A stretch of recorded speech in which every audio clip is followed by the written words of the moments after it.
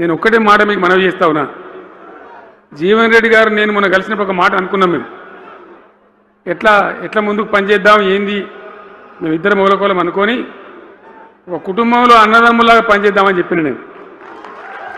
ఇంత ప్రేమగా అంటే మనం కుటుంబంలాగా ఈ పార్టీకి బ్రహ్మాండమైన ఒక పిల్లర్స్ లాగా పనిచేసి ముందుకు తీసుకొని పోదామని చెప్పి నేను చెప్పడం జరిగింది. ఈరోజు పార్టీలో వారు చేరిన వెంటనే చాలా బ్రహ్మాండమైనటువంటి మనకు ఒక ఊపు వస్తూ ఉంది. నేను జీవన్ రెడ్డి గారిని కోరుతా ఉన్నా, జగిత్యాల మందం కాదు, జగిత్యాల జిల్లా కాదు, పాత కరీంనగర్ జిల్లా కాదు, మీరు ఆదిలాబాద్ చూడాలి, నిజామాబాద్ చూడాలి, పరిసర జిల్లాలు చూడాలి. పార్టీ ప్రధాన కార్యదర్శిగా ఈ నిమిషం నుంచి నేను అపాయింట్ చేసుకుంటా ఉన్నాను. బ్రహ్మాండంగా ఈ ప్రాంతం అంతా కూడా మీ సేవలు అవసరం ఉన్నాయి పార్టీకి.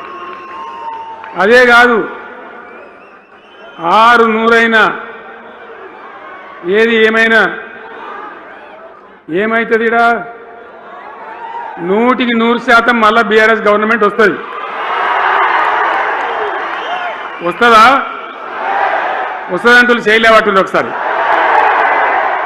కెమెరాలు కడ దింపుకున్నారా బాబు?